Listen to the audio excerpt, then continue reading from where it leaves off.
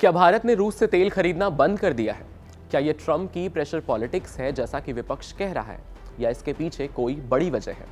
क्योंकि ये जान लीजिए कि जब से अमेरिका और भारत की ट्रेड डील पैक्ट हुई है तब से हर दिन विपक्ष का एक ही सवाल है, क्या यह कहीं ट्रंप के प्रेशर में आकर तो नहीं की गई है, या फिर इसके पीछे कोई और वजह है?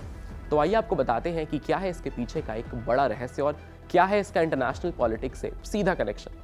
अमेरिका के साथ हालिया ट्रेड डील के बाद यह चर्चा तेज हो गई है कि भारत अब रशिया से तेल खरीदना बंद कर देगा, लेकिन हकीकत इस धारणा से थोड़ी अलग है। सवाल बड़ा यही है कि क्या यह फैसला अमेरिकी दबाव का नतीजा है या भारत की पहले से तय रणनीति। आंकड़े बताते हैं कि अमेरिका के साथ किसी औपचारिक समझौते से पहले ही भारत रशिया से कच्चे तेल की खरीद में कटौती शुरू कर चुका है। वाणिज्य एवं उद्योग मंत्रालय के आंकड़ों के मुताबिक सितंबर 2024 में भारत के कुल कच्चे तेल आयात में रूस की हिस्सेदारी करीब 41% थी, जो सितंबर 2025 तक घटकर 31% रह गई। यानी 4 साल में पहली बार इतनी बड़ी गिरावट दर्ज की गई है। अमेरिकी राष्ट्रपति डोनाल्ड ट्रंप के इस दावे के बावजूद कि भारत रशिया तेल खरीदना बंद कर देगा, भारत की ओर से कोई आधिकारिक बयान अभी नहीं आया है।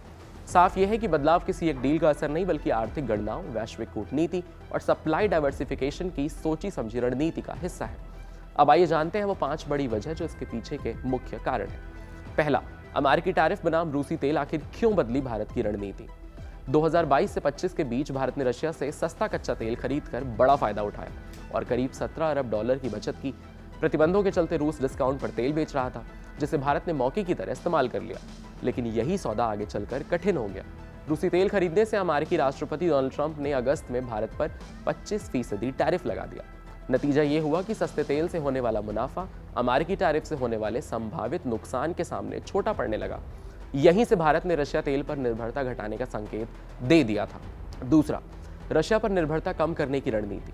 भारत ने अपनी ऊर्जा सुरक्षा को हमेशा प्राथमिकता दी है और किसी एक देश पर हाईली डिपेंडेंट जोखिम पैदा वैसे भी कर सकती है। यूक्रेन युद्ध के बाद रूस भारत का सबसे बड़ा तेल सप्लायर बन गया, जिससे सप्लाई चैन एक तरफा हो गई। जब रशिया भारी छूट दे रहा था तब यह एक्सेप्टेबल था, लेकिन वैश्विक हालात बदलते ही रणनीति बदलने की जरूरत महसूस हुई। तीसरा है, रशिया से तेल पर निर्भरता घटाने का प्रमुख कारण क्या है। यूक्रेन युद्ध के शुरुआती दौर में रशिया ने अपने कच्चे तेल पर 20 से 25 डॉलर प्रति बैरल तक छूट दी थी, जबकि अंतर्राष्ट्रीय बाजार में कीमत 100-120 डॉलर थी। इस समय भारत के लिए रूसी तेल बेहद किफायती साबित हुआ, लेकिन अब हालात बदल गए हैं। चौथा है, रुपए में भुगतान की दिक्कत आ रही है। रूस से तेल खरीदने में भारत के लिए एक बड़ी चुनौती भुगतान की है, पेमेंट की। पिछले 2 सालों में भारत ने रशिया से बहुत तेल खरीदा, लेकिन रूस को भारत का निर्यात सीमित रहा, जिससे रूस के पास भारी मात्रा में रुपए जमा हो गए। अंतर्राष्ट्रीय स्तर पर रुपया पूरी तरह एक्सेप्टेबल मुद्रा नहीं है, इसीलिए रूस इन रुपयों को डॉलर में बदलने या अन्य देशों के साथ व्यापार में इस्तेमाल करने में सक्षम नहीं है। कई बार भारत को तीसरे देशों के बैंकों के माध्यम से भुगतान करना पड़ता है, जिससे प्रोसेस और डिफिकल्ट हो जाती है। और आखिरी है, यूरोपियन यूनियन के नए नियम और भारत पर इसका असर।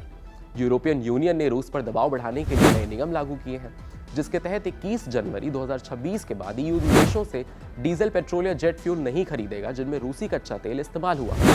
भारत अब तक सस्ता रूसी तेल खरीदकर उसे रिफाइन करके यूरोप को बेचता है। एनुअल ईयर 24-25 में भारत ने ऐसे उत्पादों का करीब आधा हिस्सा यूरोप को एक्सपोर्ट किया है।